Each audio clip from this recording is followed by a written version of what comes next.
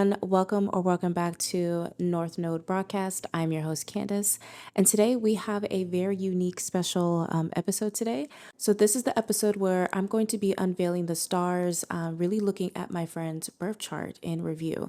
And I hope that the perspective that I give you guys in regards to her chart will help you kind of start to see how you can utilize this tool for yourself, dive deep, research, and see what really works out for you. So within that mindset, I had broken up this episode into different chapters so that it's a little bit easier for us to talk about the conversation in full, because I want to dive into really looking into retrogrades, because some of your planets may be retrograde during your birth chart, and what does that mean and how does that affect you in regards to your energy with that particular planet or in the house that on top of that, we're going to be diving into the degrees of each of the zodiac sign that the house is in.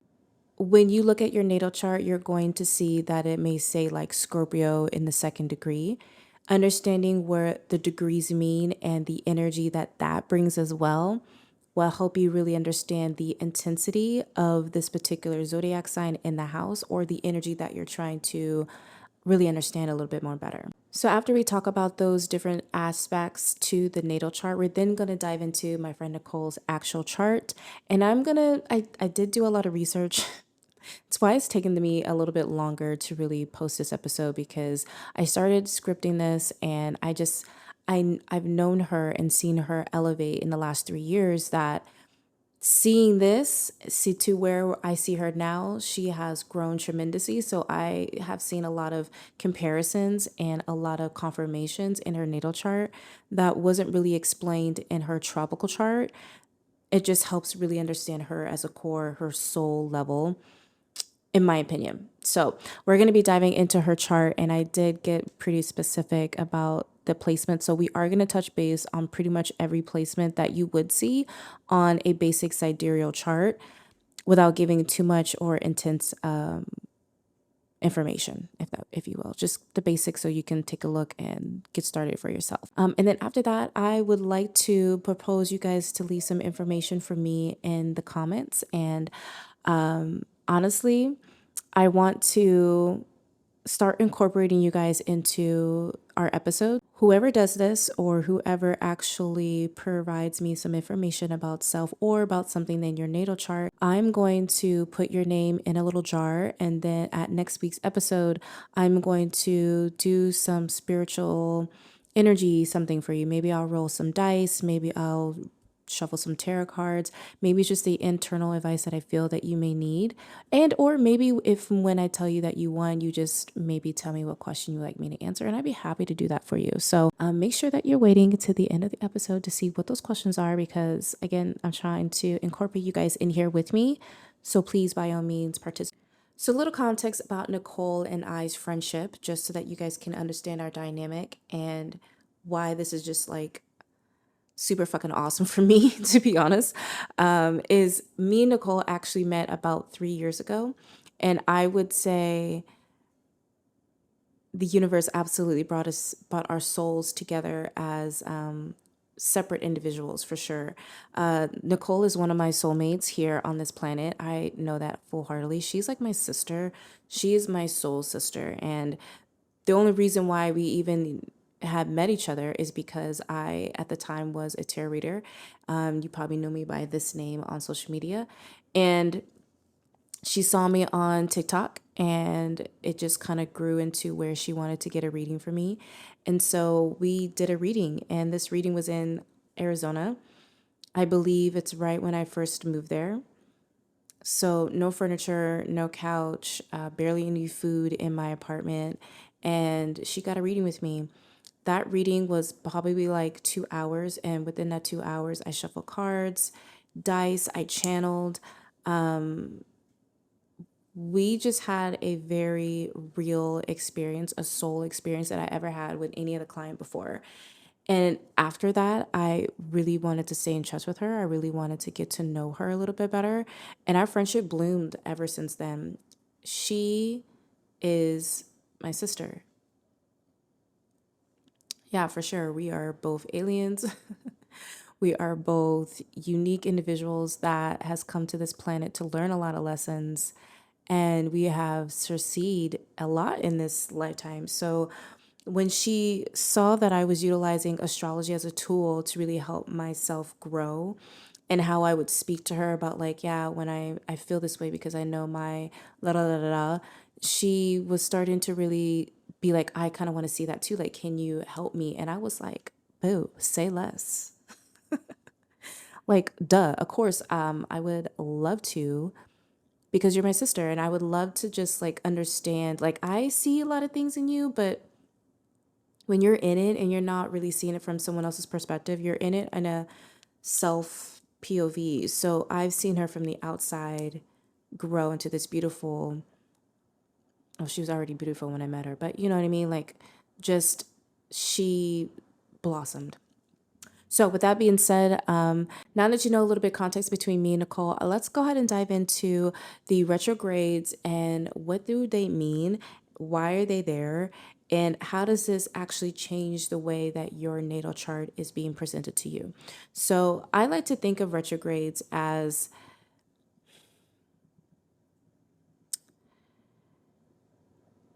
oh, it's like an extra, like, I like to think of retrogrades as like a special sauce.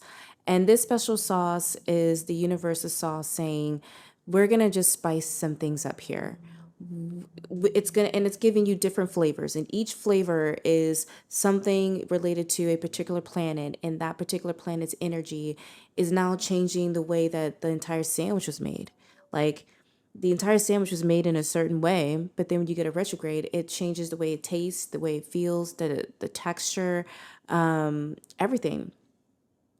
That's how I like to think of retrogrades. And with retrogrades, we have the following: we have Mercury retrograde, Venus retrograde, Mars, Jupiter, Saturn.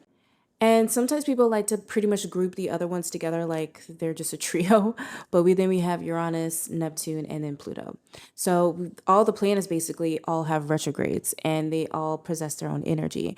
And basically this is just the universal law of left and right, up and down, polarity. So when you're learning about astrology, you're first learning about Mercury and the beautiful benefits that Mercury can provide you and the characteristics. But there's also that other side, the shadow side of the planet. When it's in direct, right, you're having more clear communication, you are getting things done, you're verbally communicating with your family and friends, you are able to travel just fine, technology's going great.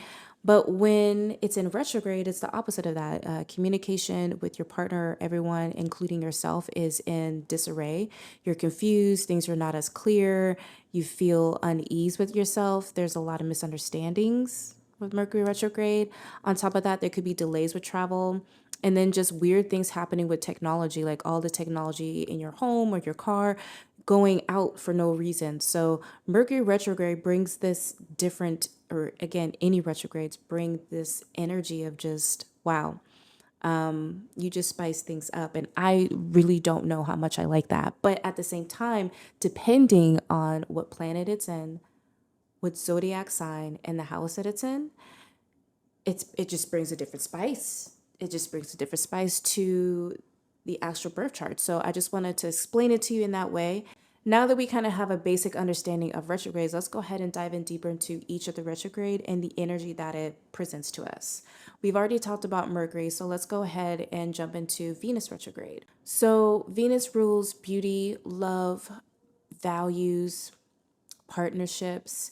And when it's in retrograde, this really does put a shift in your in your romantic dynamics. Not to mention, you may have self doubt or self belief about your own personal values, your worth. This may cause you to have like an inner reflection with yourself and really cause you to rethink about, like, how do you see beauty? How do you want to be represented by beauty? Or just really your relationships in general and just your value and worth. So it causes you to kind of pause and not be so much of like this la la la la la, I'm the woman and queen and brrr, you know what I mean? It makes you kind of self-reflect. It's a great mirror for you, you know? Especially if you have a really big heart or you just love very hard. Sometimes having that reflection on your current relationships and well as yourself it helps out a lot with Venus retrograde. Mars retrograde, this is pretty much everything is slow down, man. Mars is ambition, fast movement. It is assertion, go getting energy. You know what I mean? And so when you get something as a retrograde, things are slowing the fuck down. There is frustration in achieving your goals. There is conflicts and stress going around. People are fighting. There's just anger everywhere.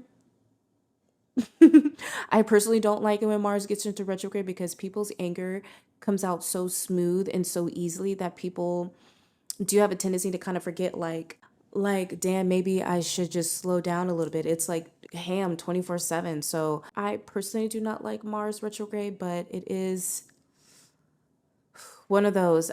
Jupiter.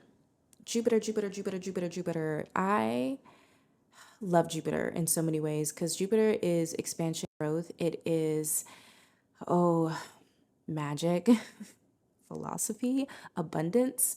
And when it gets into retrograde, there are periods of just kind of stepping back and looking at your beliefs and goals, your aspirations. It's kind of like you when you have these aspirations and you're manifesting, you have this ideal to just really go hard and go ham and be a little delulu when it comes to your visions of this thing you're trying to manifest. So when Jupiter goes into retrograde, it does kind of make you go like, okay, wait a minute. Boo boo, can you really do that? Like it makes you start to second guess what you could actually achieve. And it makes you kind of slow down and go inward with that exploration of understanding, like, or understanding more a philosophical way of how do I get to this thing? What do I need to do?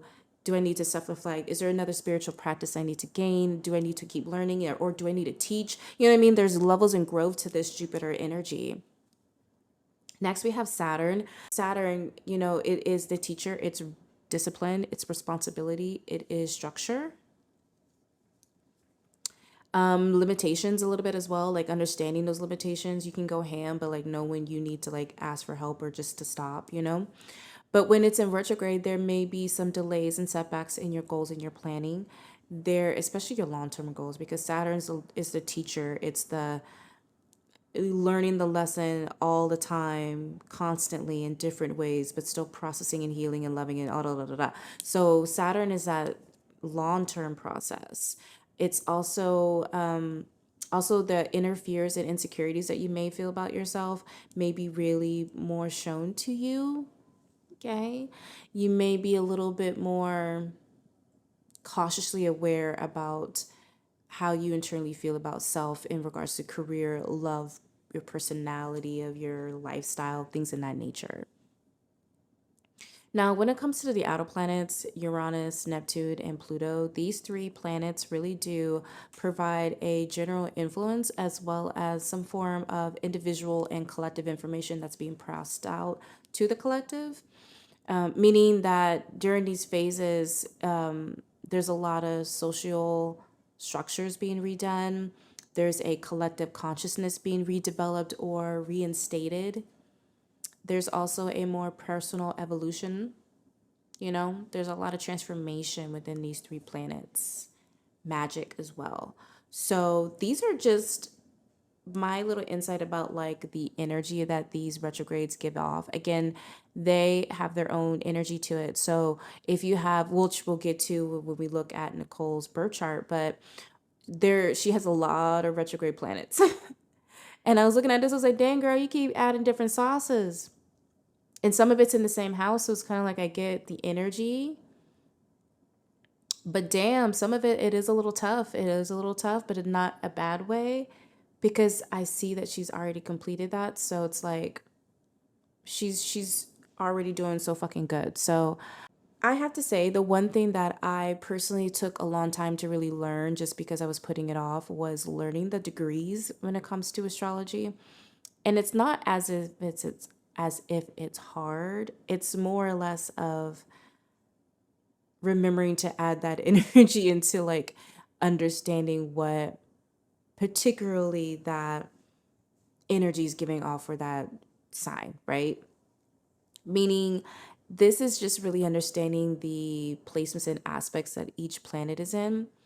And each of this just brings in an added depth to it. It brings in more of a deeper context, and it just kind of brings a little bit of clarity to the scenario as well. Now, degrees specifically in astrology really do reference preciseness. So each zodiac sign has 30 degrees in it, which means if you take 30 times 12, we have 360 degrees in the entire astrological circle for the astrology chart. With this in mind, this basically provides information about the position of the planets as well as the points with the particular sign that it's in. And by doing this, this is where we get a lot of the insights. This is where we get a lot of more of, like I mentioned earlier, the additional interpretations when it comes to reading degrees and the entire astrology chart. So there's a different forms of them, and we're going to briefly go through them. I'm not going to go too precise with them. I'm going to read off what I wrote just so that it's a little bit more accurate instead of me just kind of rambling. So first, we have the exact positioning. These degrees specifically are the exact location of the planet within a zodiac sign. For example, you could have a planet that is 15 degrees of Aries, and this may indicate that the planet is halfway through the sign of Aries. This precise precision adds some depth into the whole context because it basically provides a astrology analysis, and this analysis is bringing in more of an accurate interpretations about that particular position in the zodiac sign. So aspects calculations, these are basically the degrees where you're determining aspects between planets. So maybe you have Venus and the sun, and you want to know how far it is between the two. That is an abstract calculation that you're trying to decide between those two planets. Aspects are a geometric Aspects are geometric angles formed between planets, which influence their interactions and energies. The closer the planets are a degree, the stronger the aspect. For example, a conjunct occurs when two planets are in the same degree at very close to each other, while a square occurs when the planets are 90 degrees apart. Understanding degrees between planets helps astrologers analyze the intensity and nature of aspects in a birth chart. That was a lot to say that basically there's different ways to read it. There's different ways to add more context because if you're taking certain angles and different points, you can add that up, or you can see if they're creating a square, if they're conjunct, meaning they're close together. Like there's again adding more spice to the sandwich. It's adding more flavor. It's adding more zha to the whole in particular thing. And so it gets more not complicated. It just becomes more intensified.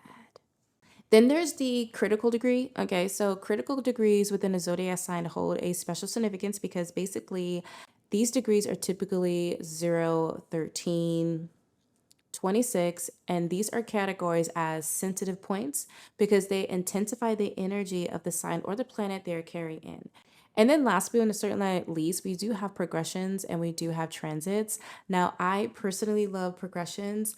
I'm currently utilizing my progression chart right now to create and manifest the things that I want to have in my life right now and to really understand where I'm going, what I'm progressing into, because it's giving me insight. It's giving me kind of like this future about what's going to happen or where am I going to be at by the time I get here, which is so fucking cool to think about. So I personally love progressions, but progressions, I love it. Transits, these are just basically seeing how maybe the eclipse that is coming out, right? You want to see how that transit's going to affect your birth chart. How's it going to affect you personally? What is going to go going on in your astrology chart? What do you need to be aware? What are you going to be shocked on? What do you maybe need to work on? What is the energy bringing in from that? That can give you insight about what to really manifest, what to really put energy behind, especially when you learn how you manifest and the planet that Jupiter is in. And I can go on about astrology, how to utilize your energy to really manifest, but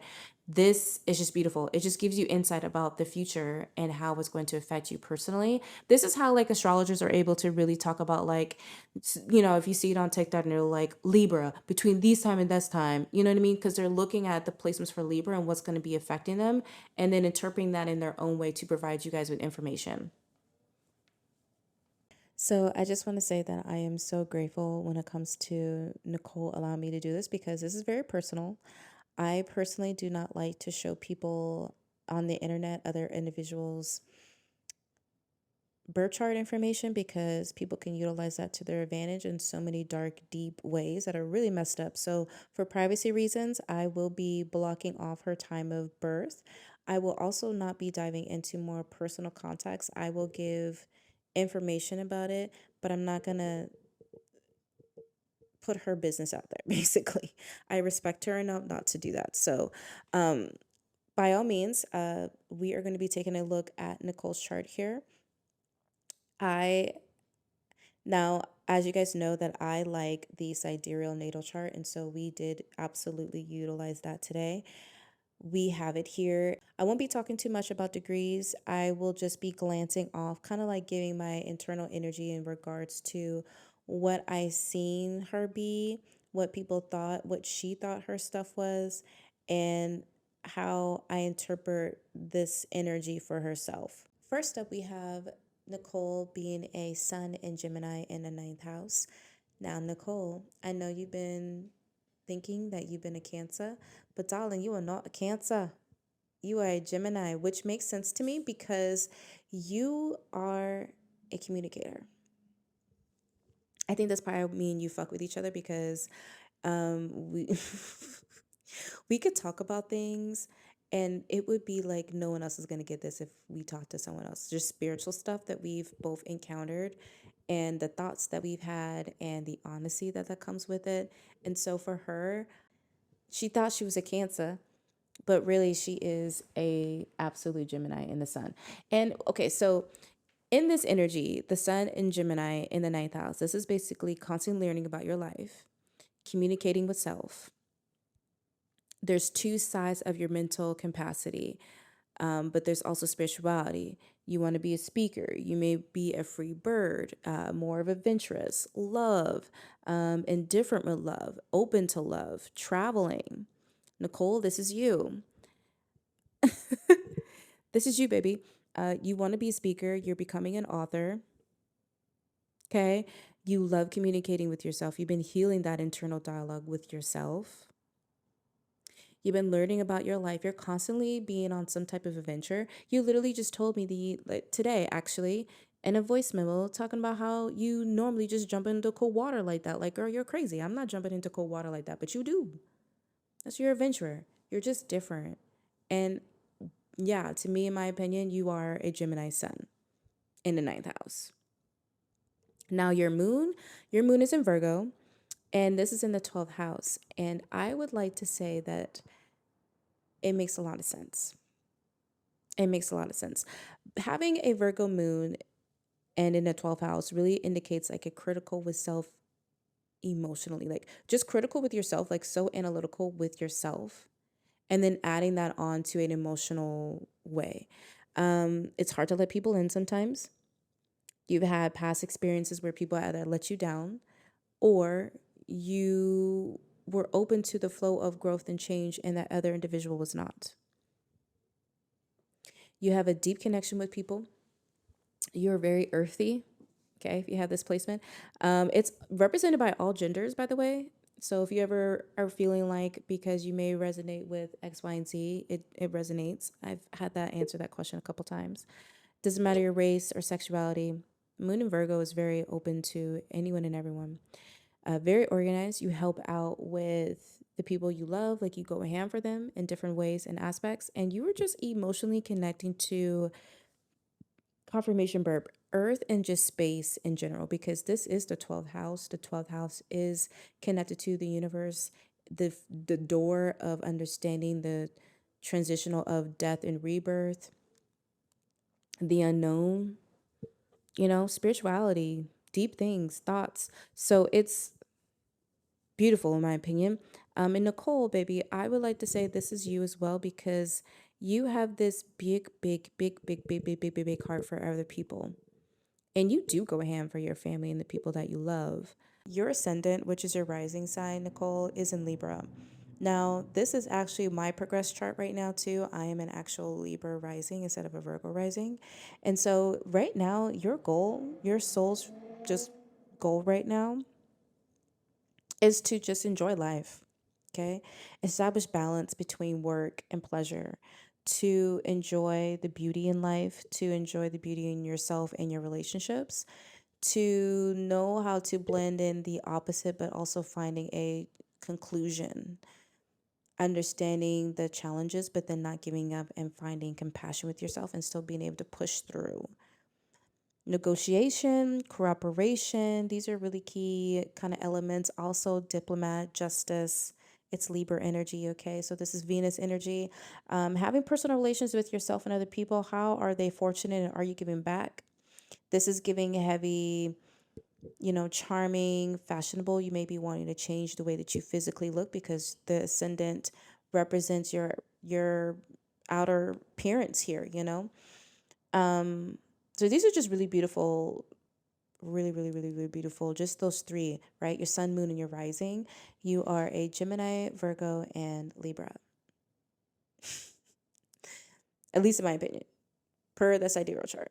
So in Mercury, we have Cancer in retrograde, which is going to be in the 10th house. And this really just gives the energy of there's a lot of spiritual growth, creativity, passions, your finances fluctuate, authority, recognition, fame, social media. Hard work does not go unpaid. You get to travel a lot with this energy because it's Cancer. And this takes it on a deeper level when it comes to your careers, the things, your ability to express within your career, your ability to communicate your emotions within your career. Now, I want to say that as Cancers, there are this presence that you guys like to be in your nutshell. You don't like to explore or you don't like to heal. You are okay sometimes with the uncomfortability with just being in your shell, hiding. And this energy really just say like you can receive messages with your intuition. You could still be able to push through and heal yourself without defecating yourself inside.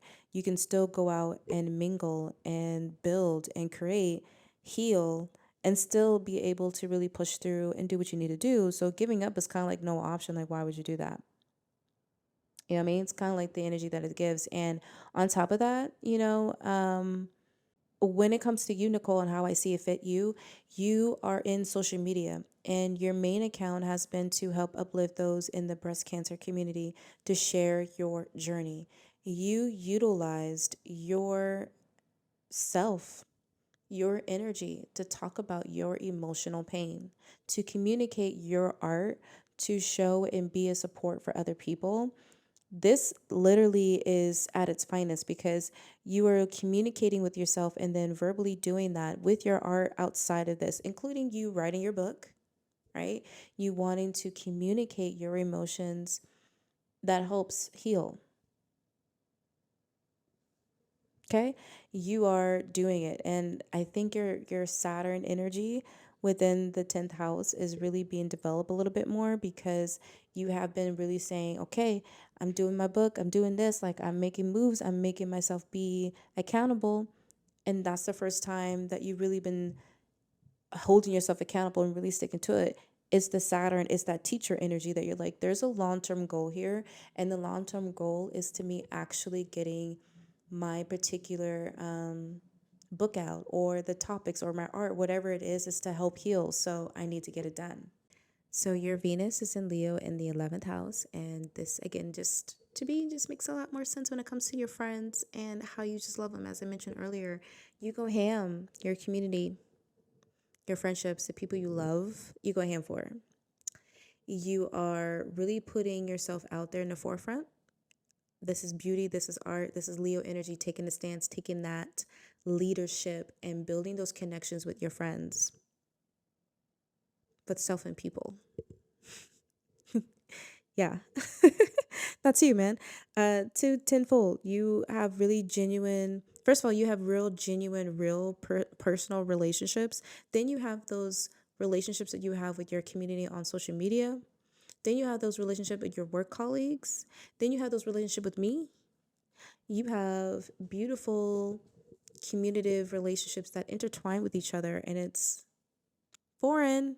So yeah, it's pretty fucking cool to me. In Sagittarius in the 3rd house, this is also in retrograde. This Unfortunately, I can see being a little bit like you, but then also not at the same time.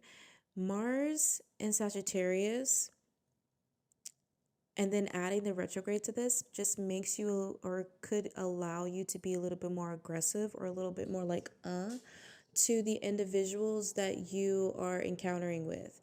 This makes you want to be passionate in that. You're a little bit energetic and a little, you know, dominating in that moment. You are taking things at its horns, if you will, and you're taking a stance, either that is for protection or to stand up for people or to just for self.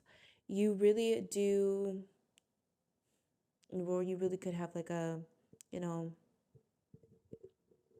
immerse energy of just anger for one moment and then be fine 20 minutes later. That's all I'm saying. At the same time, this gives you to probably experience short-lived relationships, or there maybe been long-term and you were the one that changed your mind. There's something about you being a free bird in that energy, like your forward movement, like when you are with people, you feel like sometimes they do slow you down and doesn't allow you to just pick up and leave or kind of be that free bird that you wish you could be. Your Jupiter is in Aquarius in the 5th house. Your Saturn is in Scorpio in the 2nd house. And Uranus is in Scorpio in the 2nd house, retrograde. Jupiter in Aquarius. You thinking so differently is going to allow you to manifest so much. Your philosophy with self and you teaching that, you creatively creating something with that, yeah, it's going to make you some money, fame, spotlight. Saturn and Scorpio, they're hard lessons, man, that you need to really learn are the subconscious ones. They're the deep ones. They are the rooted. They're the ones that are not seen. It is the darkness. And when you tap into that darkness and utilize that to your own advantage with it being in the 2nd house, it's your value and worth within self. And how do you feel about that worth? And if you feel it so much, then what are you going to do to really change how things are coming about for yourself in that money aspect? I just think money and value, they all go hand in hand with each other, which requires you to go deeper and be disciplined with it. Like you're really going ham. You're not giving up. You're not allowing one roadblock or one thing that just doesn't fix it to not really try to fix it. You're really fixing it, you know? And you're giving yourself a different format in that regards. Then with Uranus and Scorpio in the 2nd house, now this can really provide like a sudden change, something that's a little dramatic. These energies are also connected to shock and innovation, revolution, freedom. Then we have Neptune and Sagittarius in the 3rd house. This is just family, communication, understanding that it was never ours. It was our foremothers, which I know you know that. But it's the energy of like they are detrimental or they are being detrimental to the mothers as well as themselves in a different manner that pushes that boundary a little too far. Then we have Pluto in Libra in the 1st house. You have your ascendant and then you have Pluto in the 1st house. I'm so sorry. You are constantly going to be changing yourself. You're constantly doing those deep dive interpretations of new adventures and stuff like that, or new transformations with self, your exterior. The thing that I really want to dive in a little bit deeper is the North nodes because we are in, well, this broadcast is called North Node. On top of that, it's in North Node season right now. And ironically, Nicole actually has Aries and Libra as their North and South node. And I thought, what a perfect time for us to talk about this a little bit deeper because this is her in the flesh. She was born with it. So Nicole's relationships and self-identity is and has been changing or has been in the works to change for a very, very long time. This is on her birth chart. So she is entering in this new era where she doesn't even realize that this is a new era and she's going to be diving in first feet with new expectations and goal settings, and I'm just so fucking here for it. So her North Node is in Aries, and this is really learning to trust your instincts, not second guessing, standing up for yourself, learning to be on your own, like really be on your own, learning to let go, learning to plant roots, learning to change your physical self, staying consistent with that change, being really in control about your finances. She is beautiful. I love Aries in the first house because it's their energy. And for her, the North Node is in the seventh house. So her seventh house is in, this is just adding more context to it being with partnerships. So this partnership is really, or these partnerships that she has experienced is really pushing her to do or to be in alignment to something else. This energy, Nicole, you may be feeling like you're constantly trying to search for fulfillment, like there's something out there that you're trying to really accomplish or understand a little bit better, which is fair and absolutely understandable. There's this sense of having fulfillment through your relationships and who they are, why they're there, how you want to continue to grow with them, putting action behind these collaborations, energy behind these collaborations. It really is saying I'm ready to go gun ho and let's go, you know? You also may be really in tune to really going into like partnerships or groups, something where there's a community or there's an ability for you to have like a one-on-one, something where there is interaction with the individuals is going to help you really push yourself out there as well.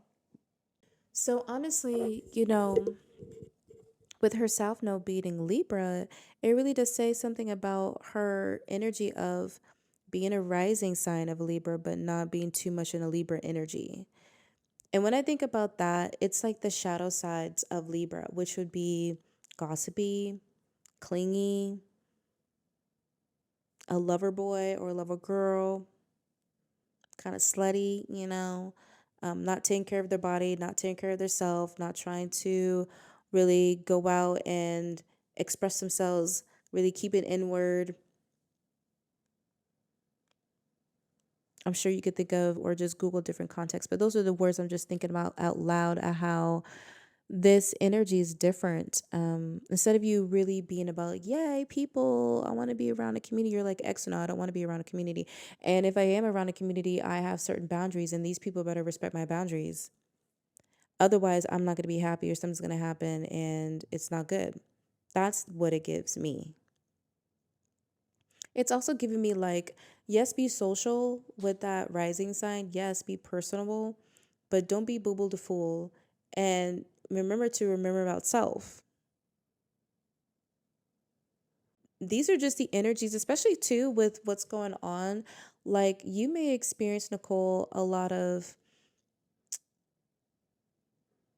I don't want to say like it's me right now, but I want to say it's me right now in a way of like, yeah, like move, bitch, get out the way. Like there may be some people that may try to get in your way that you're going to have to be like, shut up. Like you're not going to get in the way of me being happy or getting this money or doing whatever I want to do because this is my life.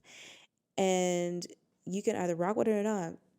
That is literally being in your Aries North Node of saying you're putting that boundary and you're saying something, but then you're also with the South Node saying, I'm not going to be doing any type of partnerships. I'm not going to be doing anything else. You can find me right now. Other than that, it was nice meeting you. You know what I mean? So it's really cool, really different when you can break those things down. You can immediately see how the North Node and South Node are already working in your day-to-day aspects. So before we end off today's episode, here are the 3 questions that I would love for you guys to answer in the comments below. Again, if you answer these questions, then I will be putting your name in a drawing hat and you will be getting something free from me at our next episode. So here are the first question. The first question is, what insights did you find most intriguing from today's episode? Question number 2. How do you plan to apply Kandice's tips for navigating the retrograde planets on your own life? And number 3, we have you ever considered the significance of degrees in astrology before? And if so, how have you been interpreting them? Question mark. So those are the questions. Thank you so much for listening and hanging out with me. I am sending you guys so much love and light. Thank you so much for being patient and just being awesome people and part of my community. Welcome, welcome, welcome. And thanks for watching. I'll catch you guys at North Broadcast. Bye, guys. Bye.